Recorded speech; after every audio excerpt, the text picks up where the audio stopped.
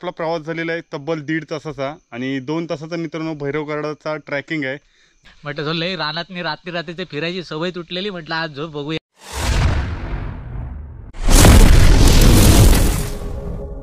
नमस्कार मित्रांनो, सोजंग YouTube channel कोकणिक Sangameshwar चॅनलमध्ये मित्रांनो सर्वांचं एकदा खूप खूप स्वागत आहे. तर मंडळी, आजचा प्रवास आहे भैरवगडावरती आणि मित्रांनो सुरुवात आपण कुटऱ्यापासूनच केलेली आहे. तर ह्या साईडला कुरवाडे आहे मित्रांनो, इथूनच आपला प्रवास चालू होणार आहे. आणि जर बघायला गेलात ना तर व्ह्यू भारीच असणार आहे. आणि जी जत्रा बोललं तर भैरवगडावरती गुढीपाडव्याच्या आदल्या दिवशी जत्रा असते, नमन असतं, ते आपल्याला वरती शूट करायचं आहे आणि ते आपल्याला पाहायला मिळणार आहे. तर मंडळी चाललो आहे भैरवगडावरती आणि तो प्रवास असा असणार आहे की जर चॅनलला जर कोणी नवीन आला असेल तर चॅनलला एकदा सबस्क्राईब करा, लाईक करा, शेअर करा. तर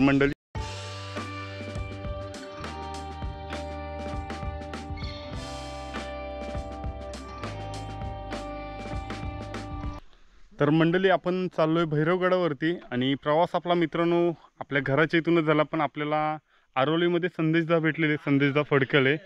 आणि आता आपण चाललेलो आहे भैरवगडावरती आहोत पातेगावमध्ये आणि हे काका आपले मामा भेटलेले आहेत. तर मामा आपलं नाव काय? श्रीपद भिवा चाळके. ओके, तर आपल्या हा म्हणजे भैरवगडाला किती वर्ष झाली आणि तुमच्या माहितीत काय आम्हाला माहिती देऊ शकता? तशी वर्षे झाली जेव्हा शिवाजी महाराज हे जेव्हा इथनं गेले कुठे, ओके, म्हणजे आता त्याला 300 वर्षे झाली का किती वर्षे झाली वाडवडी सांगितली आले आम्हाला. ओके, तिथपासून आम्ही त्याची करतोय देखभाल. ओके. तर मंडळी जर बघायला गेलं ना ह्या भैरवगडाचं, तर ऐतिहासिक काळातील हे मंदिर आपल्याला पाहायला मिळतंय आणि ऐतिहासिक काळातील हे मामानी त्यांच्या वडिलांनी जे सांगितलेली माहिती आहे तर हे आपल्याला सांगतात. तर मामा आपलं हे मंदिर किती गावांचं बनलेलं आहे? 7 गावाचं मंदिर आहे. ओके, तर 7 गावातले मानकरी गावकरी इथे एकत्र येतात ह्या आजच्या जत्रेला. हो हो.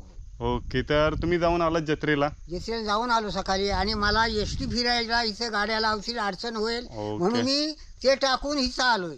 ओके, तर मंडळी पाहू शकता इथे पार्किंगसाठी आहे ना, म्हणजे बस येते, तुला जागा नसतो इथे आणि त्याच्यासाठी इथे मित्रांनो जे भक्त असतात म्हणजे भैरवगडावरती जाणारे तर गाड्या इथे पार्किंगला वगैरे लावून कुठे पण जातात. तर त्याच्यासाठी हे मामा आहेत. तर मामांचं खूप खूप धन्यवाद मानायला लागणार आहे. आणि इतर मंडळी आपल्याला खूप लेट झाला आहे, वरती शूट करायचं आहे. तर मंडळी वरती जाऊन आपल्याला एकदम निवांतपणे मंदिर पाहायचं आहे आणि आपल्याला भैरवनाथाचं दर्शन घ्यायचं आहे. तर मंडळी पुढे पाहू.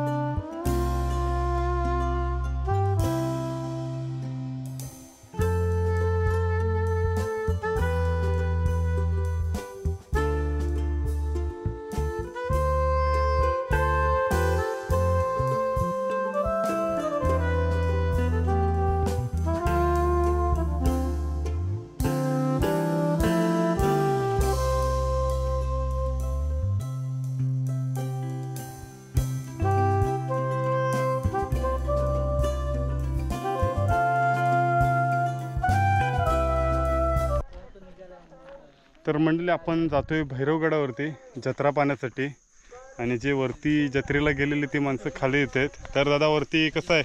मस्त आहे. किती वेळ लागेल अजून जायला? तुम्हाला अजून जायला इथून नाही म्हटलं तर अजून पाऊण तास लागेल वरती. ओके, पाऊण तास लागेल. आणि घोड्याचं पाणी समोर आपण आता उभे आहोत नाही तर त्याच्या समोर घोड्याचं पाणी आहे. ओके, आणि भैरी भवानीचं मंदिर डाव्या साईडला आहे. ओके, तर मंडळी आपल्याला जायचंय वरती दर्शनासाठी आणि जे वरतून जे भक्त येत आहेत दर्शन घेऊन ते पण आपल्याला पाहायला मिळत आहेत. आणि आपल्याला इथे झाला आहे वेळ आणि तरी पण मित्रांनो ट्रॅकिंगसाठी मित्रांनो मजाच येणार आहे. आणि ट्रॅकिंगचा ब्लॉग बोलला ना तर मित्रांनो जी पाहायची मजा असते ना ती वेगळीच असते. आणि आता वाजलेत मित्रांनो 6 वाजलेले आहेत आणि आपल्याला जायचं आहे वरती. खूप इथे मित्रांनो जंगल खूप आहे, प्राण्यांची पण भीती आहे, जंगली वाघ डुकरे वगैरे ह्याची भीती आहे. तरी पण मित्रांनो आपला प्रयत्न चालू.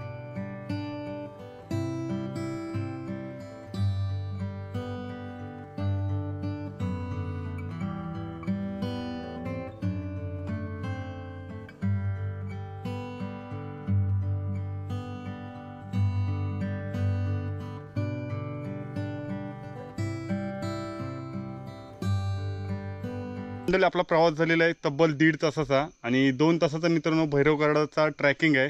जर बघायला गेलात तर एकाचा स्टॅमिना असेल तर 1.5 तासामध्ये पण वरती चढू शकतो आणि जर एकाचा जर थांबत जर गेला तर मित्रांनो 3 तास पण होऊ शकतात. आणि आपल्याला आता 1.5 तास झालेला आहे आणि भयानक आणि त्या अंधार पाहू शकता एकदम म्हणजे रानटी डुकरं किंवा जंगली वाघाची अशी भीती असते. पण मित्रांनो आपल्या भैरवनाथाची कृपा आणि भैरवनाथाचं दर्शन घेण्याची इच्छा झालेली आहे. तर आपल्याला संदेशदा फडकले यांनी अचानक प्लॅन केला. तर इकडे दादा आहे. तर दादा अचानक दमलोय, दांडुका घेतलाय हातात. म्हटलं लय रानातनी रात्रीचे फिरायची सवय तुटलेली. म्हटलं आज झोप बघूया कसं जायचं ते. आता लय डेंजर प्रवास आहे पुढे. तर मंडळी एकदम डेंजर ट्रॅकिंग असणार आहे आणि ट्रॅकिंगची मजा ही आपल्या यूट्यूबच्या माध्यमातून तुम्हाला मित्रांनो कोकणात तर त्यांच्या माध्यमातून पाहायला मिळते. तर मंडळी